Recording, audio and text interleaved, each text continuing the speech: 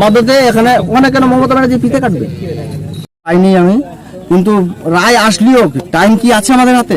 5টা দিন টাইম আছে, 8 তারিখে পুজো, এখন 5টা দিনের মধ্যে আমরা কি করে সারতে পারবো? না, একদমই না, একদমই অসম্ভব। এইভাবে পড়ে আছে পুরোটা, হাজার হাজার লোক লাগাই দিলেও এখানে কিন্তু করে সারতে পারবেন না আপনারা। তাহলে এখানে 5 দিনের মধ্যে আমরা কি করতে পারবো? 5 দিনের মধ্যে কিচ্ছু করতে পারবো না। আপনারা যখন পুজোটা স্টার্ট করেছিলেন, শুরু করেছিলেন, তো তখন কোনো প্রবলেম নেই, কোনো প্রবলেম ছিল না? কোনো প্রবলেম ছিল না। তাহলে 18 তারিখ থেকে তোমার প্রবলেমটা দেখা যাচ্ছে। কেন দেখা যাচ্ছে? আইটিআই চলছে ওখানটায়, কল্যাণীতে আইটিআই চলছে। ওই আইটিআই মদতে এখানে অনেকের মমতা ব্যানার্জি ফিতে কাটবে, আর এখানে তো মমতা ব্যানার্জি ফিতে কাটবে না। আপনাদের মোটামুটি কত টাকার মতো খরচা হয়েছে? 60 থেকে 70 লাখ টাকা চলে গেছে অলরেডি চলে গেছে। এবং এই যে জমিটা কাদের? এই জমিটা চাষিদের। হ্যাঁ, তাহলে চাষিদের কত টাকা ক্ষতি হয়েছে এটা আপনি চিন্তা করছেন? আজকে চাষিরা ফুল ব্যবসায় করে, ফুল চাষ করে তারা পেটের দানা জোগাড় করে, আজকে তারা হাজার হাজার জমি ছেড়ে দিয়েছে। কেন ছেড়ে দিয়েছে? আজকে কামালপুর অঞ্চলে পুজোটা হবে বলে। এতগুলো যে টাকা খরচা হলো, যদি আমরা আগে জানাতো তাহলে আমাদের এত টাকা খরচা হতো না। আপনারা 7 মাস ধরে কাজ চলছে, 7 মাসের মাথায় যে তুমি 8 মাসের মাথায় যে তুমি আসিয়া বলছে এই পুজো বন্ধ। হ্যাঁ, তাহলে আরো 2 মাস আগে বা 3 মাস আগে বলতে পারতে, প্রথমে তো বলতে পারতে যে এই পুজো চলবে না, পারমিশন হবে না, এই পুজো বন্ধ। হ্যাঁ, তাহলে আমরা সেইভাবে উদ্যোগটা নিয়ে নিতাম, কাজটা ওখানে বন্ধ করে, কাজটা ওখানে থম করে যেতাম। দিদি বলতে মুখ্যমন্ত্রী তো বলছে যে আপনারা আনন্দে ফিরুন, এবং যারা আমাদের এই পুজোর উপলক্ষে যারা কাজ করে, অনেকে ব্যবসা করে, তাদের দেখুন দিদির ওটা ছিল কি জানেন? ভাওতাবাজি।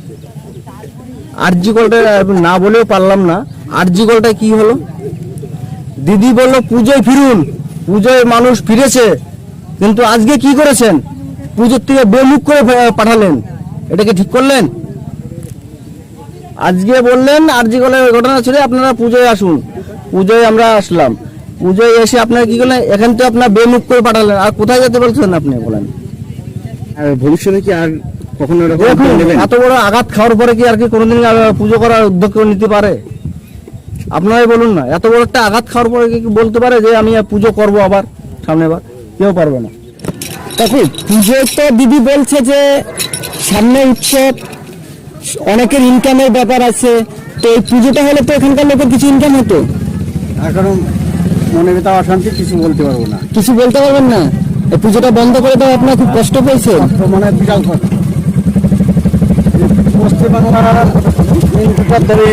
মনে দুঃখ পাচ্ছি। কেন বন্ধ করা হয়েছে কিছু বৃত্তান্ত বলেছে? আমি জানি না, শুধু জানে। সত্যি খুব খারাপ লাগছে যে এত সুন্দর যে হচ্ছিল, বিশ্বের একদম আমাদের বড় দুর্গা পুজো যেটা হচ্ছিল, আমরা আশা করেছিলাম এখানে আসবো, ঠাকুর দেখবো বাচ্চা নিয়ে, কিন্তু এরকম শোনার পর সত্যি মনটা খুব খারাপ লাগছে। মানে আর বলার কিছুই নেই। এখন যদি প্রশাসন যদি বন্ধ করে দেয় তার উপর তো আমরা কিছু বলতে পারবো না। সেটা তো ঠিক। দিদি বারংবার বলছে যে আপনারা উৎসবে ফিরে আসুন, এবং উৎসবে ফিরে আসুন, এখানে অনেক লোকের রুজি রুটির ব্যাপার থাকে, তো এই পুজোটা হলে কি এখানকার লোকের কোনো ইনকামের ব্যবস্থা ছিল? সে তো হতো, একটা গরিব মানুষরা কিছুটা ইনকাম করতে পারতো, কিন্তু এখন প্রশাসন দিচ্ছে না, এবার তাদের উপর তারা নিশ্চয়ই কিছু বুঝছে, নাহলে এরকম জিনিসটা বন্ধ করে দেওয়াটা খারাপ লাগলো। এখন যেটা হয়ে যাওয়ার আগে থেকে যদি করতো জিনিসটা, তাহলে আর মনটা আমাদের এত খারাপ লাগতো না।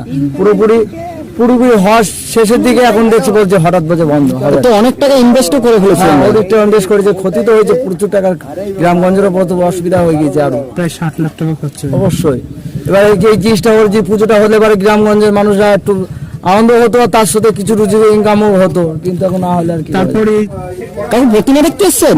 আমি প্রতিমা দেখতে এসেছি, অনেক দূর থেকে শুনেছি। আমি এসেছি অনেক হুগলি থেকে এসছেন? হুগলি থেকে এসেছি আমি।